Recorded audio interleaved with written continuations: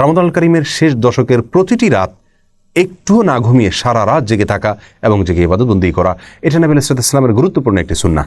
প্রিয় দর্শক, আমরা যারা কর্মজীবী এবং নানা কারণে আমাদের সারা রাত জেগে ইবাদতবন্দি করার সুযোগ হয়ে ওঠে না, আল্লাহ রাসূল সাল্লাল্লাহু আলাইহি ওয়াসাল্লামের বিভিন্ন হাদিসে কিছু কিছু ছোট ছোট আমল রয়েছে যে আমলগুলো করার মাধ্যমে সারা রাত জেগে ইবাদতবন্দি করার সওয়াব আমরা পেতে পারি।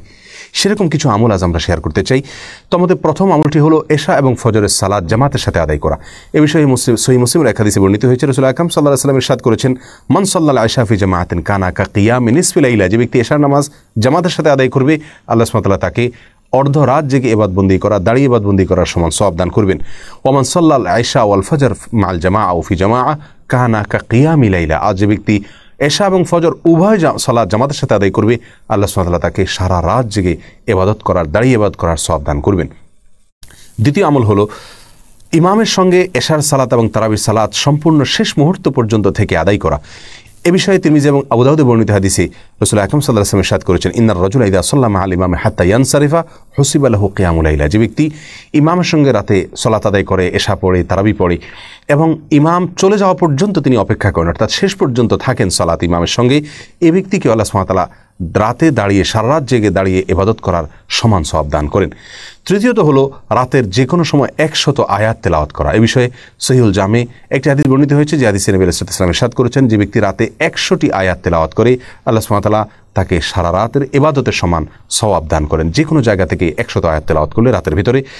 4 নম্বর আমল হলো, যে ব্যক্তি বিছানায় এলেন এই উদ্দেশ্যে যে তিনি উঠে ইবাদতবন্দি করবেন, কিন্তু তার ঘুম তারপরে প্রাবল্য বিস্তার করার ফলে তিনি আর জেগে ইবাদতবন্দি করার সুযোগ পান নাই, ঘুম এসে গেছে এবং সেটা প্রবল হয়ে গেছে, এই ব্যক্তি যে প্রতিজ্ঞা করেছেন, তিনি যে দৃঢ় ইচ্ছা পোষণ করেছেন উঠে সালাত আদায় করবেন, শুধুমাত্র এই তার সদিচ্ছা এবং দৃঢ় প্রতিজ্ঞার কারণে আল্লাহ সুবহানাহু ওয়া তাআলা তাকেও সারা রাত জেগে যেভাবে তিনি নিয়ত করেছিলেন জেগে ইবাদত করবেন, সেভাবে আল্লাহ সুবহানাহু ওয়া তাআলা ইবাদতের সওয়াব তাকে দান করবেন। আর তার যে ঘুম এসেছে, এটি আল্লাহ সুবহানাহু ওয়া তাআলার পক্ষ থেকে তার জন্য সাদাকা বা উপহার ছিল। প্রিয় দর্শক, এছাড়াও রাসূল আকরাম সাল্লাল্লাহু আলাইহি ওয়াসাল্লাম বিভিন্ন হাদিস থেকে রাতে সিয়াম এবং দিনে কিয়াম, অর্থাৎ রাতে রোজা এবং দিনে দাঁড়িয়ে ইবাদতবন্দি করার সব এনে দেয় কিছু কিছু আমল। তার মধ্যে থেকে একটি হলো উত্তম আচরণ, উত্তম ব্যবহার, সুন্দর আখলাক। আরেকটি হলো ইয়াতিম এবং বিধবা, এই সমস্ত লোকদের জন্য যারা কষ্ট করে, পরিশ্রম করে, তাদের কল্যাণে যারা কাজ করে।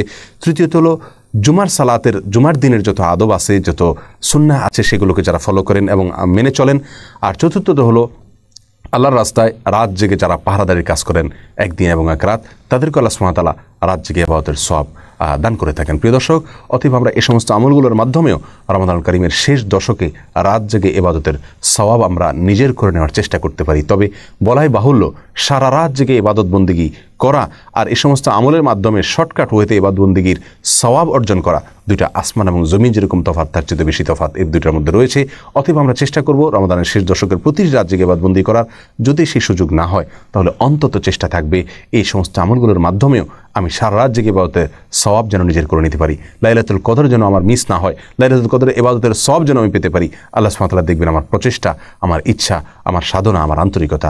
আল্লাহ সুবহানাহু ওয়া তাআলা আমাদের সকলকে রমাদানের শেষ দশকের প্রতিটি রাত সারা রাত জেগে ইবাদত করার তৌফিক দান করুন। সেটা যদি আমরা করতে নাও পারি, অন্তত দুধের স্বাদ ঘোলে মেটাবার যে চেষ্টা, সেটাও যেন আমাদের মধ্যে থাকে, আন্তরিকতা যেন প্রকাশ হয়। আল্লাহ তাআলা আমাদের সকলকে তৌফিক দান করুন। জাযাকুমুল্লাহু খায়রা। আসসালামু আলাইকুম ওয়া রাহমাতুল্লাহি ওয়া বারাকাতুহু।